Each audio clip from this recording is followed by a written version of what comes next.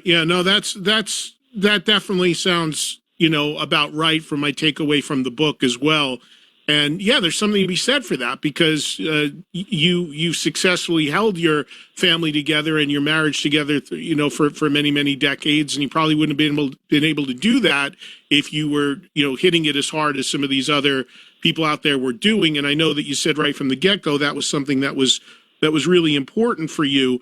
Where would you say, Rik, closing out on Triumph, and then I want to hit you with another couple quick things here. But as far as Triumph was concerned, where would you say for you personally was the peak for you in terms of the best moment, the best record where you were happiest? Would you say it was around Allied Forces?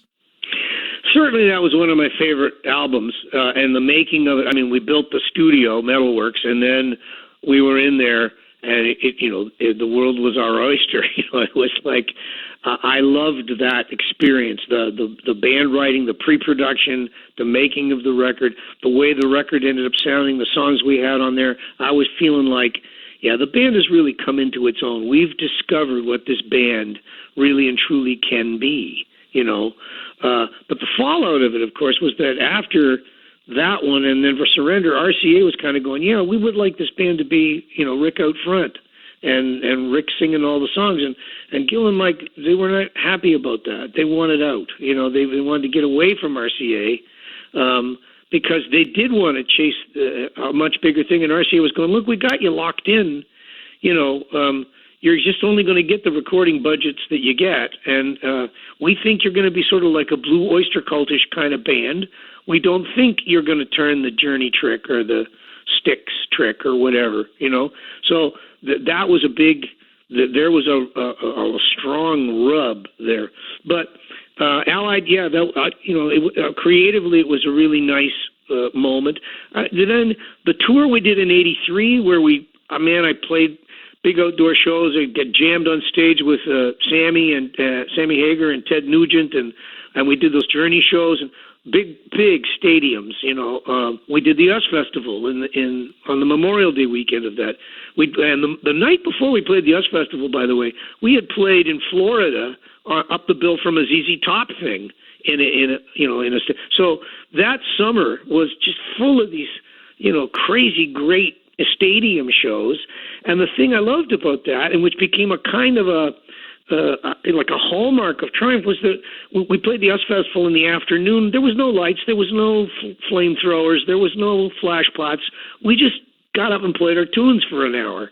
And that became a kind of a legacy thing for Triumph. And I went, see, guys, we could have just been a rock band. We could have just got up there and just been musicians and played our stuff. We didn't need all of the bells and whistles.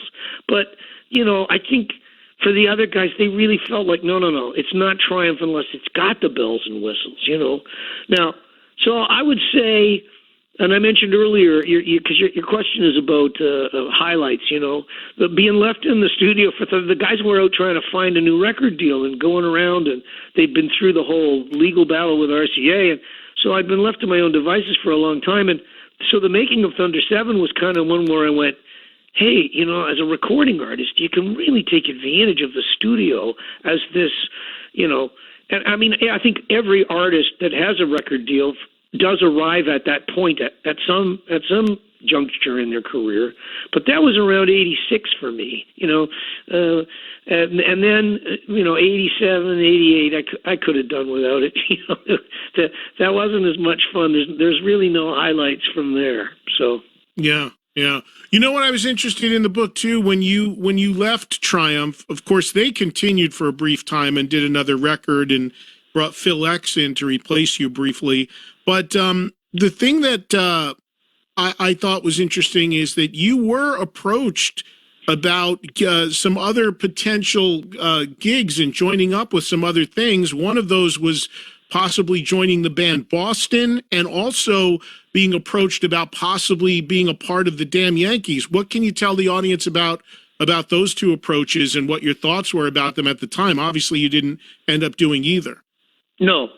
And there were actually three. You left out the Asia one, but yeah. Asia, right, yeah. Yeah, the Boston one came first, if my recollection serves. And it was like I got a call, and the guy said, "Hey, Tom would be interested in maybe having you join the band." And I went, "Whoa!" And it was like, he wants you to come down and be in the studio, and he wants to, just bounce some things off you. And I'm thinking, oh, he wants to co-write. He really wants to have somebody into the band. That sounds awesome. And I flew down, and I had a great time with Tom, and enjoyed my day in the studio with him. And we went out for dinner, and then a couple of days later, I got a call from the guy, and he goes, "Oh, congratulations, you've got the job. They want you to sing and play guitar in the touring band for the summer." And I went, "Wait, what?" I thought you were making an album. He goes, "Oh, no, the album's finished, really." Because what I'd done was sort of sing parts on, multi-track tape in his basement studio, the famous, Tom Schultz basement studio. Anyways, I was flattered that they were offering, but I didn't want to step from being in one rock band to just being in somebody else's rock band again, and kind of just being a sideman, getting hired to go out for the summer. And I went, "Oh no, I pass. I'd rather be doing my own sort of humble little thing." And I think from a profile point of view, it probably would have been good for me. It might have been good for Tom, and the whole Boston, I don't know what you'd call it, franchise that he owns and runs, and then the other ones it's kind of the same story, where I got a call early, and it was because my name had been out there. I think the first album I had made for the America was Charisma Records, the Absolutely album, and then Charisma, the record came out, and they went bankrupt, and so literally it was like overnight that record just started, swirling down the toilet. And then I think everybody that was sort of in the business, and in particular John Kolodner at Geffen, I think John went, "Hey, that guy's a free agent again." So I think the conversation had maybe been Bud Prager was managing Ted, and maybe he even knew something about, I don't know, Tommy or whatever. I got a call from, I think it was Jack Blades, and he kind of pitched me about this thing that they were doing. And I went, "Well, Jack," and I think I'd met Jack, back in the day, Night Ranger, and we'd been on the bill on some of these big summer outdoor show things out on the West Coast. So I'd met all the guys, and I like Jack. He's tremendous energy, really cool guy, great singer, really good stage personality kind of dude. And so anyways, he pitched me, and I went, "Hey, well, who you got?" And he goes, "Well, I got Tommy Shaw and Ted Nugent." And I went, "Jack, you already got more guitar than you're ever going to need. If you're in a band with Ted Nugent, I don't know how you're going to find any wiggle room there." Especially for a guy like me. I'm the kind of guy where, plus, I mean, they ended up calling the damn Yankees, and I'm just a Canuck, so what are they going to do? Have a crazy Canuck in with the damn Yankees? I don't think that's going to fly, So I passed on that one. And the Asia thing, similar story. Wetton and Carl Palmer called me at different times, and it was because they were going to go out. They had a greatest hits album coming out, and they were going to have some big outdoor shows. And I think the guy that had played with them on the last couple of tours was Pat Thrall or somebody of that nature, and but he wasn't available, so they were looking for somebody. And so these fellas with very proper British accents, and they're giving me a cold in the. And I went, "You guys, I'm not looking to be a sideman in somebody's band. Thank you. I'm honored, but that you ask, but right. that ain't my thing." Last thing, there is a funny story in the book about your most humbling gig, which basically equates to you playing in a grocery store. Can you? Can we close on you telling my audience that story? Because I thought that was funny.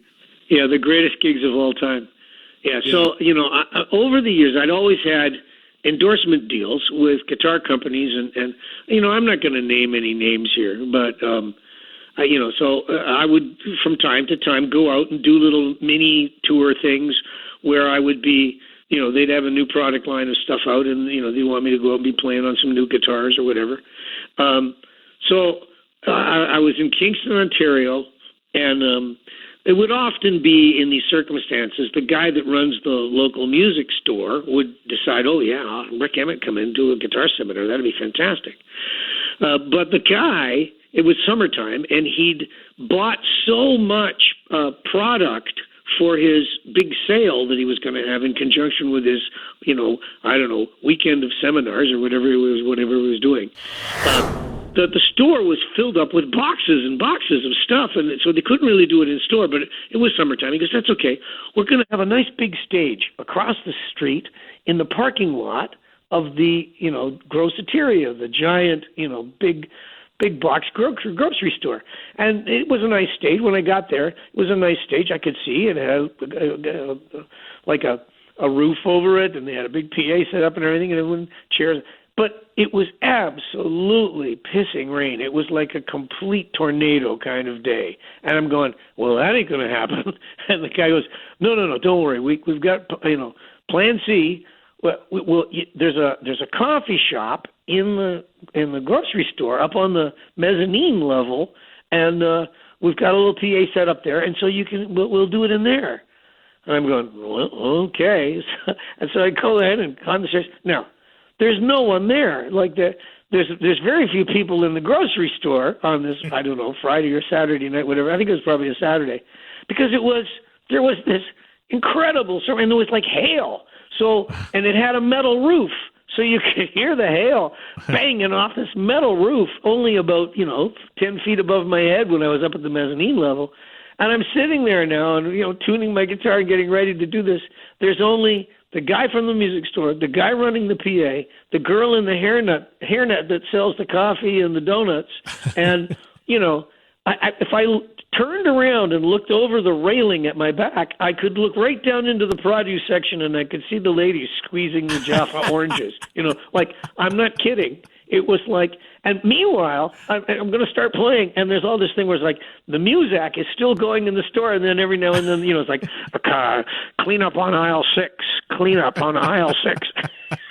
And I'm going like, okay, could we get them to turn off their main PA just when I'm going to do my thing, And it was very, very humbling, Total Spinal Tap. Sounds total Spinal Tap. Oh, man, it was just, anyhow. And then after it was over, I had to get in my car and drive home in this monsoon, like for 3 hours in the car going, well, that was something, wasn't it? that was, Think that about was it. really, really something. Ponder Yeah, it. okay. Well, I'll tell you what, this is just a few of the things you can read about. I don't want to give it all away, but there's great stuff in Rik's book. Again, it's Laid on the Line, a backstage pass to Rockstar Adventure, Conflict and Triumph, Rik Emmett's book. It's out there now, as you just heard him say. And Rik, just in closing, what can you Triumph as a band? I mean, I know that the documentary came out and all of that, but the idea of ever playing together again is pretty much a dead issue, right? I mean, we're not going to see Triumph again live, right? I doubt it, and I mean, the problem with, you should never say never, and that sometimes things pop up where it becomes too delicious to say no, like, me going to Sweden to play for New Year's, like these things do happen. But there was recently a Walk of Fame event that occurred here in Toronto, and, I got a really lovely invitation. Did I want to come and sing a Rush song? Kim Mitchell was getting inducted, and they were going to do the song Battle Scar that, Geddy had sung, and there'd been like 2 bass guitars and 2 drummers, and they said, would you want to come in and sing the Geddy Lee part? And, oh, man, I was sorely tempted, But then I sat down and I listened to the song again after all these years, and I went, yeah, I'm not doing that. That's I don't think I can cut that anymore. So you're probably right. It's probably, a dead issue, but, you never really want to say die, right? You always want to kind of keep the flame flickering. Did you get offers? Did you guys get offers off of the documentary coming out a few years ago that there was interest, or some people knock on your door off of that? I'm sure there were, and I'm sure that the other guys get them. Like, I don't really get them because I'm not really part of it. Like the Triumph thing is it's Gills, and and I think Mike has kind of been struggling health-wise lately, and so I think he's even sort of out of the picture. I was over at Metalworks at the studio last week shooting some video because the pickup company that I work for, or MJS, that I have a deal with, they wanted to shoot some stuff that they can use for, things on their website and videos from YouTube.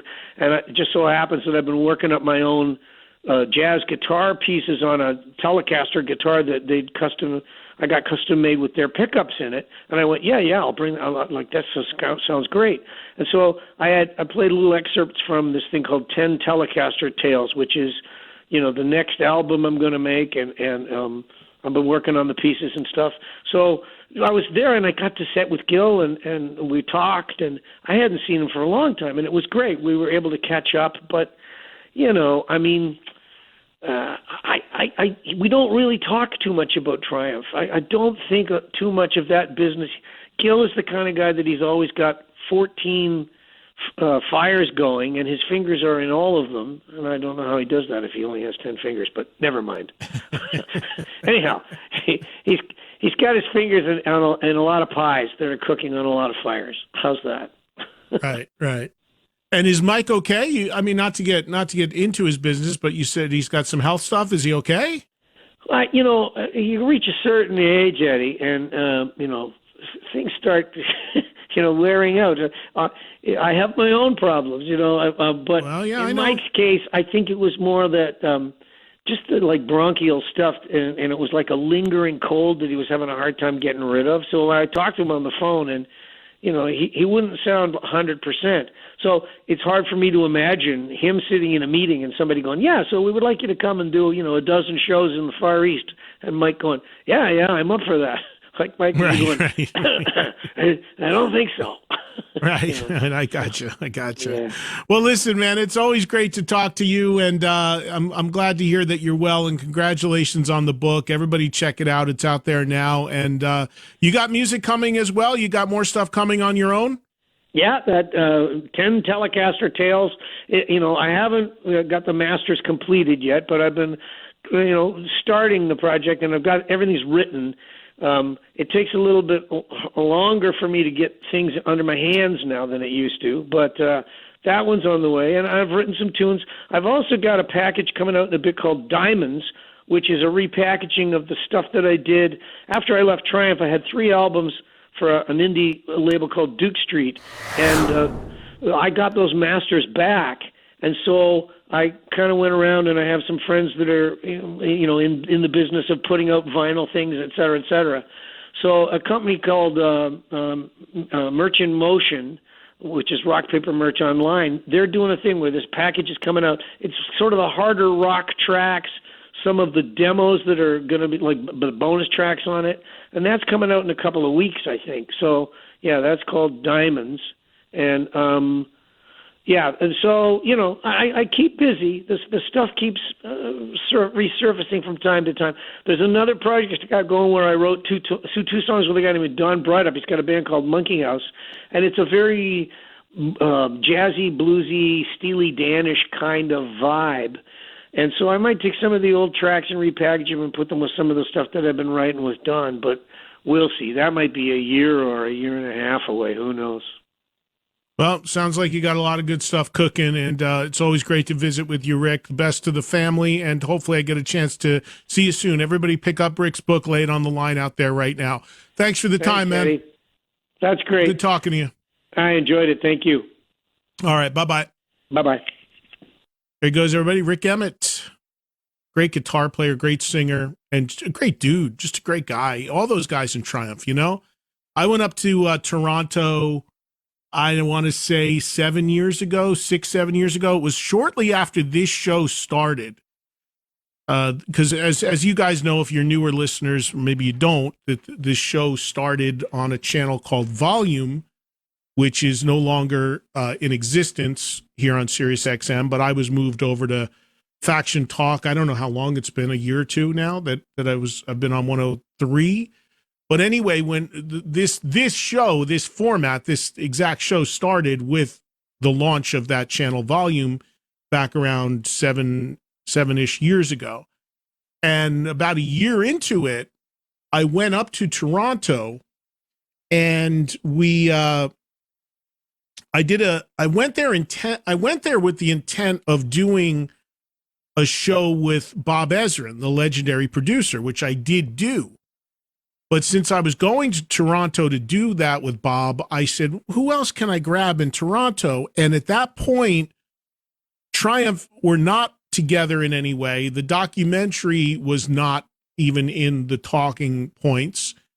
And there really was nothing happening between the three guys. But I reached out to them individually, and I said, hey, I'm going to come into town. Would you guys ever consider reuniting and coming together to do a radio special with me and just talk to the fans? And they all said yes.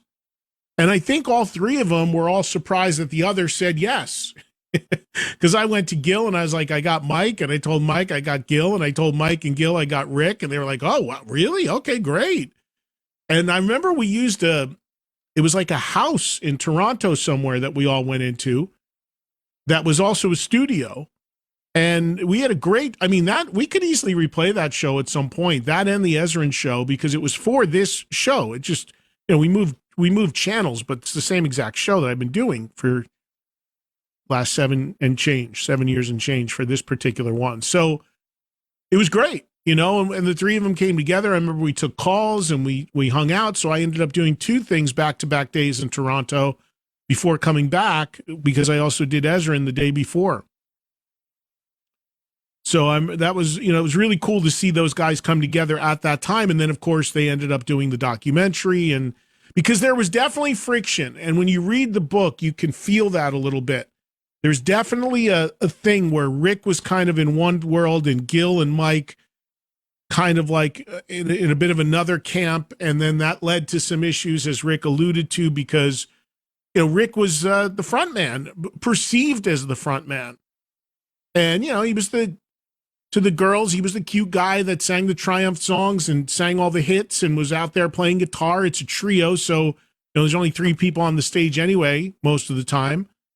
And he was looked at as the focal point, when in reality, Gil and Mike had started the band and found Rik and brought him into it. But his songs were the ones that are getting on the radio. His songs were the one, suddenly the record label starts saying, hey, wait a minute, we know the drummer is like the leader of the band and he sings too, but we want the blonde guy to sing all the songs. So you can imagine the sort of vibe that leads to within a band. And Rik said it. Ultimately, most of these bands that we love, the issues come down to ego and control and the politics of the situation. It's so common. There's endless stories about it. And from an outsider's perspective, as a fan, you'd look at it and be, oh my God, that's ridiculous. Really? When you're in it, no, it really is a huge thing. The dynamic in these bands. I talk about it all the time. All these bands have what I call a dynamic. A nice way of saying being fucked up. So I never quite got to the bottom of the dynamic in Triumph until I read Rik's book, and then got a little bit more of a sense of it when I got to know those guys. But they're all cool guys. They all get along great now. They've moved past all of it now. And that studio that Gilmore owns, Metalworks, that's a major production facility in Canada. And that's something he built back at the time of Allied Forces, which has now become its own thing, and tons of artists work out of there. So that's a pretty big business to have right there alone. But always was a fan of that band, love those 3 guys, and it's good to know they're in a good place now and doing their respective stuff. But yeah, there shouldn't be a Triumph reunion unless it could be great. And Rik admitted himself he can't sing that high stuff like that anymore. So, where I'm at that. Always leave it where it is, then run it into the ground. And I think they've done that. They've did the one reunion thing where they did Rocklahoma and Sweden Rock. That was like 2008. And then that was it.